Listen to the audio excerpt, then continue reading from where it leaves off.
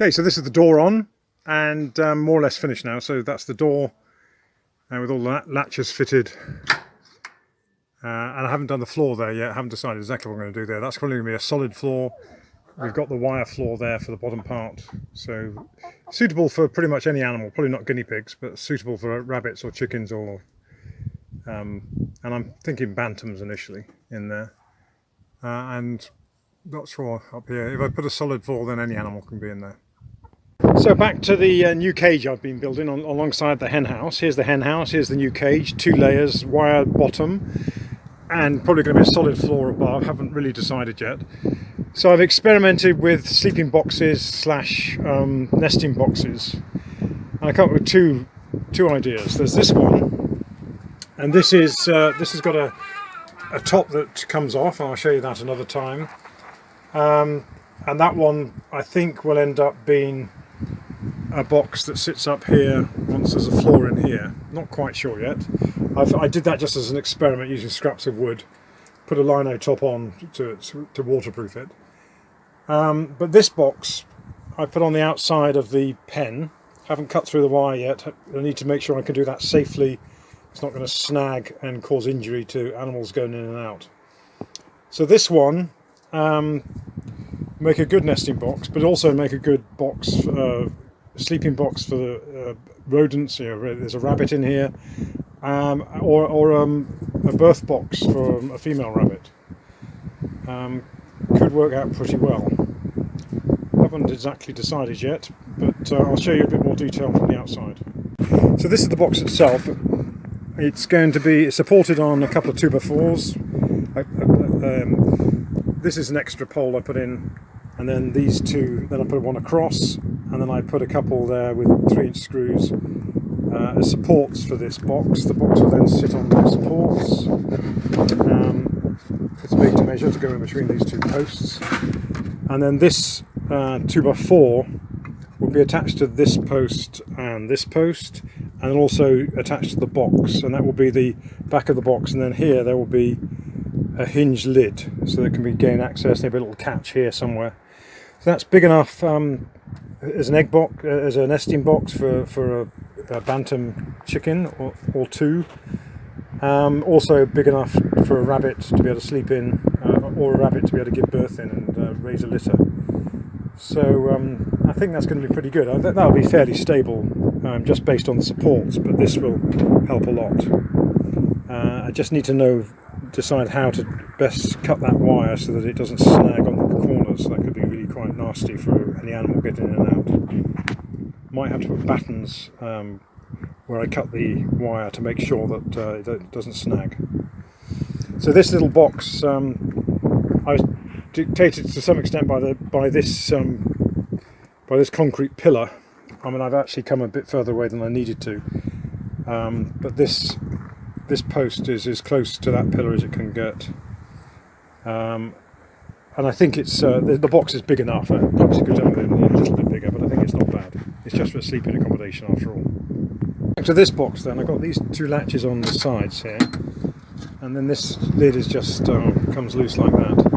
This is a bit bigger than the other box, but the problem with this is if it's at the back here, and it's going to be for egg-laying chickens, particularly if it's on this upper shelf, then it's going to be pretty difficult to get to and to check for eggs. It'd be fine as a just sleeping accommodation for rabbits, but not great as an egg box. That one is better as an egg box, but then the wire floor is better for rabbits than it is for chickens. So in some ways it's the long way around. But on the other hand, you couldn't have wire above a wooden floor. All the droppings would just fall through the wire onto the wooden floor below. That won't work. So that's the only problem with making things up as you go along. I haven't quite decided how I'm going to remedy this issue yet. The nesting box in place now. I opted to use brackets here to hold it on to the framework of the run. A couple of hinges here opening up there. So I haven't cut through the wire yet. That's something I'll do once I actually stop needing the nesting box. I have to work out the safest way to cut the wire so it doesn't injure any animals. So I think that's pretty good, and that's it'll need some kind of covering, maybe a piece of felt or something. I deliberately oversized the lid itself so it's got a bit of overhang. I'm going to need to put a little piece of something in there for that gap. I'll work out what to use for that. Maybe some very thin plywood or something like that. Okay, so this is the box that I couldn't work out exactly how to position it, because in the back of the cage it would be too far away to open. That's the way to open it at the moment. So I've decided to completely modify it and make it have a drop down back, make the top fixed, and then it'll be able to go above this box, coming out from this level, and that'll be a solid floor in there. It'll come out from this level, so it'll be like that. There'll be enough room that still will be able to open. That'll still be able to open there. And I'll do the same kind of configuration, little platform 2x2s coming out from here. And then so the bottom of that new box will be here, going up to there, and then the entry will be from that cage. That'll be much more sensible. That means then this double cage is much more useful. The bottom cage probably for rabbits, with that being sleeping quarters or breeding area, and the top will be it'll be a nesting box if I put chickens up there, bantams. So I think that should work pretty well.